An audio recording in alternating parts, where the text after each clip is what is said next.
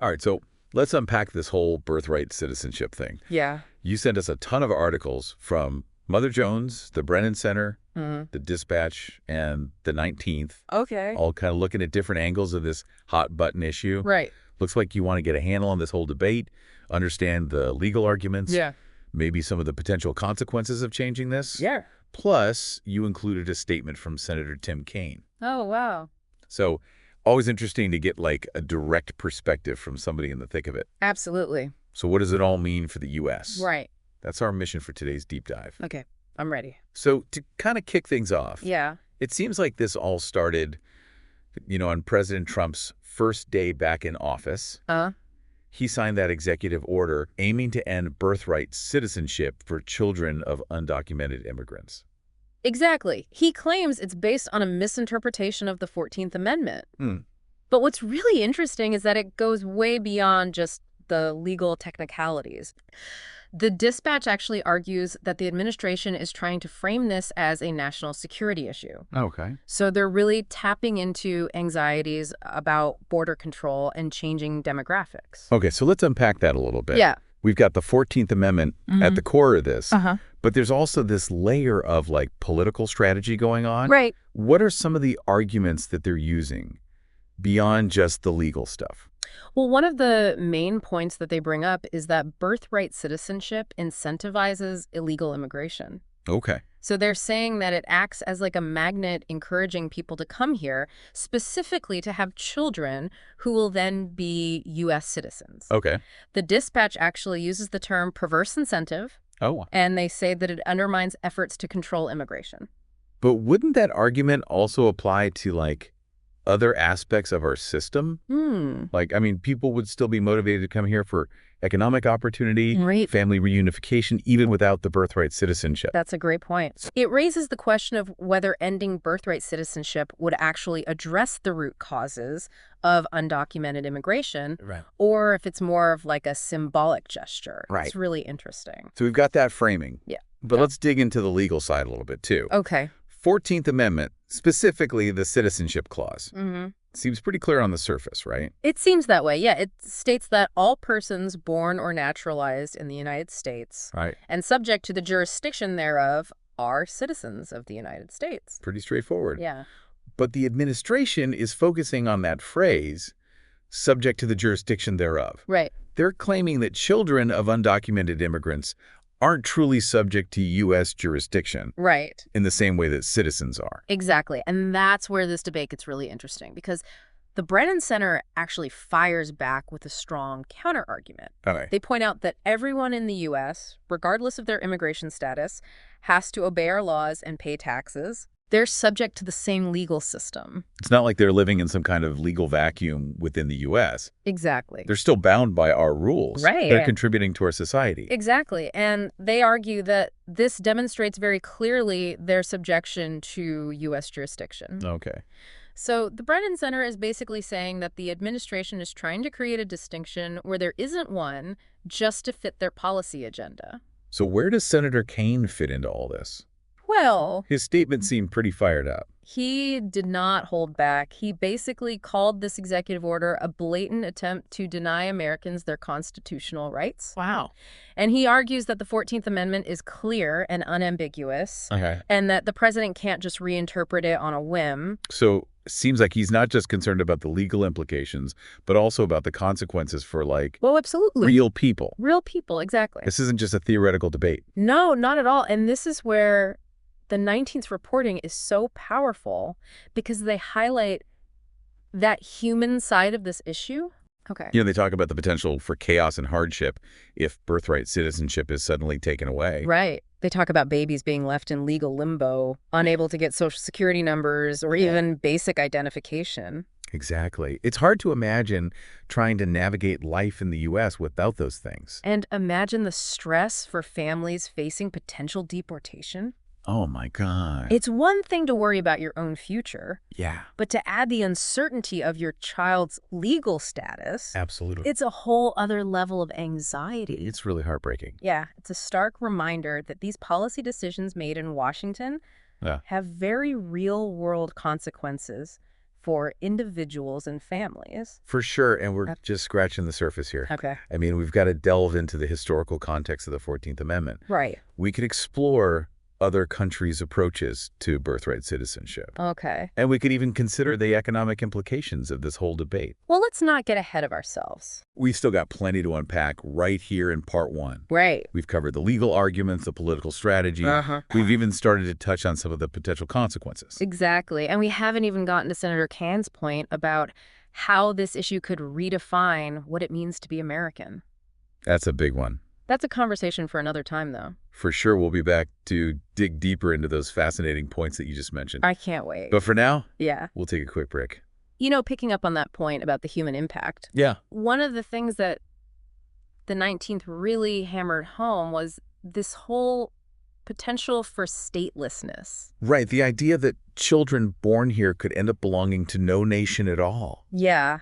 That's a chilling thought. It is. How could that even happen in the U.S.? Well, it all comes down to, like, the complex interplay of different countries' citizenship laws. Okay. Some countries don't automatically grant citizenship to children born abroad, even if their parents are citizens. So if a child is born in the U.S. to parents who can't pass on their own citizenship. Right. And the U.S. doesn't grant birthright citizenship either. Exactly. They would just be stateless. They would be stateless, yeah. Yeah. The 19th actually highlights a few real-world cases where this almost happened. Wow. You know, imagine being born in a country and then essentially being told you don't belong anywhere. It's hard to fathom the level of uncertainty and vulnerability that would create. Right. And wouldn't that impact their access to things like education and healthcare too? Oh, absolutely. Without legal status, they could face significant barriers to accessing even the most basic services. Yeah. The 19th pointed out that healthcare in particular could become a major issue. Because without a social security number, it would be nearly impossible to get health insurance. Exactly. And we're not just talking about adults here. Right. Imagine newborn babies. Oh, wow. Being denied essential medical care simply because of their parents' immigration status. That's heartbreaking. Yeah, it really is. It feels like we're moving away from that melting pot ideal. Yeah. And towards something much more divided. Right. And that's another point that the dispatch brings up is this potential damage to America's history of successful assimilation. Yep. They argue that ending birthright citizenship could create like a permanent underclass, you know, further dividing the nation along lines of citizenship. So instead of encouraging integration, it could actually have the opposite effect. Precisely. And they suggest that this could fuel resentment and distrust, Wow. making it even harder to address the root causes of illegal immigration in the first place. It seems like this debate is about so much more than just the legal technicalities. It is. It really taps into deeper anxieties about national identity and belonging. You hit the nail on the head. The dispatch even went so far as to say that ending birthright citizenship would be a rejection of the very principles that have made America a beacon of hope for so many. Wow, that's a pretty strong statement. It is. But it does make you think about, like, the message this sends. Right. It's like saying, you could be born here, right, but you're not really one of us. Exactly. And how does that impact those kids growing up? How do they feel about their place in American society? Right. It's a complex social experiment with potentially far-reaching consequences. It really is. And it's not just about the future either. Yeah. The Brennan Center article highlighted how deeply this issue is rooted in our past. Right. Specifically, the history of the 14th Amendment. Absolutely. Remember, the 14th Amendment was ratified after the Civil War to guarantee citizenship to formerly enslaved people. Right. It was a direct response to the Dred Scott decision, which had denied them that right. So it's a landmark achievement in the fight for equality and civil rights. Absolutely. And to see that very amendment being used to potentially deny citizenship to another group of people is... That's ironic. It's incredibly ironic. Yeah. It seems like we're constantly grappling with the same fundamental questions about who belongs and who gets to be considered American. Right, and those questions become even more complex in an increasingly globalized world. Yeah. You know, while the U.S. has always had birthright citizenship, many other countries don't. So how do those countries handle the issue of children born to non-citizens? Yeah. Do they have, like, similar debates? It varies widely. Some countries grant citizenship based on the parent's nationality, while others have much more restrictive policies. Okay. It's a fascinating area to explore because it shows how different societies grapple with these same fundamental questions. Right. That comparative perspective is so valuable. Yeah. It helps us understand where the U.S. fits within the global landscape on this issue. Exactly. And it also highlights the unique challenges and opportunities that come with having a diverse and constantly evolving population. Speaking of challenges, Yeah. the dispatch made a really intriguing point about the potential impact on America's global competitiveness. Oh, that's right. They argued that ending birthright citizenship could actually harm our economic prospects, Okay. especially in the face of competition from rising powers like China. Because it could shrink our workforce, Uh-huh. make us less attractive to skilled immigrants. Exactly. They point out that the U.S. has traditionally relied on immigration to maintain a relatively young and growing population, Right. which is crucial for economic dynamism. It's fascinating to think about how our immigration policies, even something as specific as birthright citizenship, could have these ripple effects on a global scale. It really is. It shows how interconnected everything is. Yeah. And it raises the question, are we making decisions that will strengthen our position in the world or weaken it? It's a lot to consider, that's for sure. We've explored the potential human consequences, the historical context, the global perspective, even the economic implications. And we've only just begun to scratch the surface of this complex and multifaceted issue. Right. There's still so much to unpack. Well, we've got one more part to this deep dive. So let's take a moment to gather our thoughts and then jump right back in.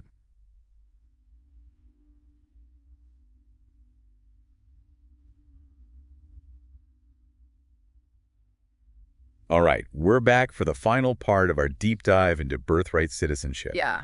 We've covered a lot of ground. We have. Legal battles, historical roots, global comparisons, even the economic angle. It's a big one. You know, going through all of this, Yeah. I've been struck by the sheer passion on both sides of the argument. Absolutely. It's not just a dry legal debate. Yeah. It's something that people feel deeply about. They do, and it's important to acknowledge that there are legitimate concerns on both sides. Okay. It's not about good guys and bad guys, Right.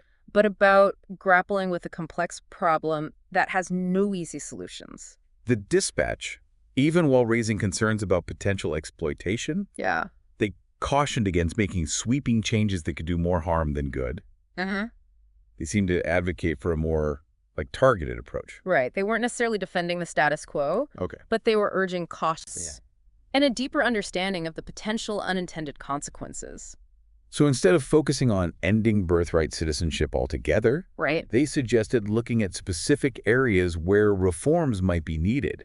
For example, they mentioned birth tourism Right. as a potential area for stricter regulation. Exactly. That way you could address those specific concerns without undermining the fundamental principle of birthright citizenship for everyone born in the U.S. Okay, so it's more of a nuanced approach. Fair. And it seems more in line with their overall argument that we should be focusing on building a more competitive and effective immigration system, Right. rather than getting bogged down in these symbolic battles. Exactly. It's about finding solutions that work for everyone, Right? not just trying to score political points. Yeah. And that requires a willingness to engage in thoughtful dialogue and to consider the long-term implications of our choices. It's a reminder that sometimes the simplest sounding solutions can actually create more problems than they solve. And when it comes to something as fundamental as citizenship, Yeah, we need to be incredibly careful about the decisions we make, for sure. especially considering the very real human impact. Right. The 19th really drove that point home, They did. with their reporting on the potential for chaos and hardship if birthright citizenship were to end. Those stories about families facing legal limbo, Yeah. babies being denied basic documentation, fear of deportation. Yeah. It really puts a human face on this issue. It does. It's easy to get lost in the legal arguments, Right. but we can't forget that real lives are at stake. Absolutely. And those lives will continue to be impacted even as the legal battle over President Trump's executive order plays out. Right. I mean, it could take years for this to be resolved. Yeah. In the meantime, countless people will be living with uncertainty and anxiety. It's a reminder that policy decisions made in Washington, even those that seem abstract or theoretical, have very real and immediate consequences for people on the ground. And it also highlights the power of public opinion. Right. This is an issue that people care deeply about. They do. And the way it plays out in the courts and in the political arena will be heavily influenced by public sentiment. For sure. So what does all this mean for you, our listener? Right. You've clearly done your homework on this issue. You're trying to make sense of a complex and often contentious debate. Absolutely. We've explored the arguments, the history, the global context, even the economic implications. Yeah. But ultimately, the question of whether to maintain or modify birthright citizenship is a question for all of us as a society to answer. It is a big one. It's about deciding what kind of country we want to be, what values we prioritize, what kind of future we want to create for generations to come. For sure. And that starts with informed and engaged citizens like you. Right. We encourage you to continue learning, to have those difficult conversations, and to make your voice heard on this crucial issue. Because in a democracy, every voice matters. Absolutely. And the choices we make today will shape the America of tomorrow. They will. Thanks for joining us on this deep dive, and we'll catch you next time for another exploration of a fascinating and timely topic.